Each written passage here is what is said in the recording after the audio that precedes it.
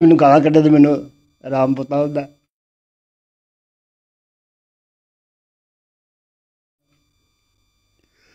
हाँ तो अस तो वेख्या ही नहीं मैं कोई इधर यार लै इधर लै जाता सी।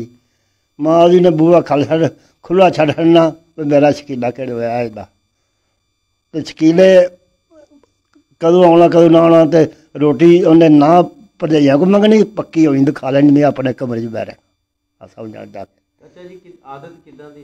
आदत आदत जी सारे मुल्क को पछलो प्यार से कुड़ियां च कूड़ा तो मुंडियां च मुंडा तो न्याणे च न्याणा हर किसी नाल प्यार करता थी ते प्यार लैके टुर गया। प्यार वास्ते दुनिया वो दूर दूर आती है हर एक जिन्हें नहीं भी वेख्या। 10 साल कबड्डी खेडी सू 10 साल का नाम उता निकल गया। हूँ 28 साल हुई है। हूँ 28 साल हुई है। नहीं शादी को नहीं हुई। शादी निक्के दी की हो तू मतलब नाल। दूध छोटा दूध बड़ा विचकारला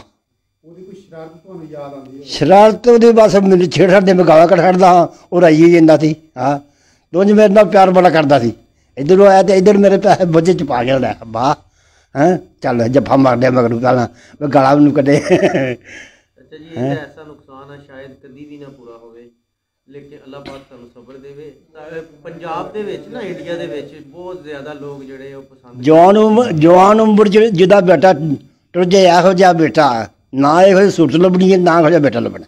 बेशक जी कोई शक नहीं है ते ना इहो जिहा प्लेयर लभना पाकिस्तान। बिल्कुल जी इसे तरह हुण ते प्लेयर तो सारे हुंदे ने बड़े वखरा प्लेयर सी ना। जी कोई एक आदत बचपन दी जिहड़ी तुसीं हुण तुहानू याद आ जांदी है?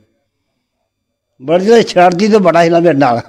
एक बारी ना निका जिहा डखरा तो मैं आख्या जा शकीलिया उन्हें गिलास चुक के मारिया दिता मैंने मारा के नक चल के हाँ शरारत बड़ी खड़दा हुंदा सी ना।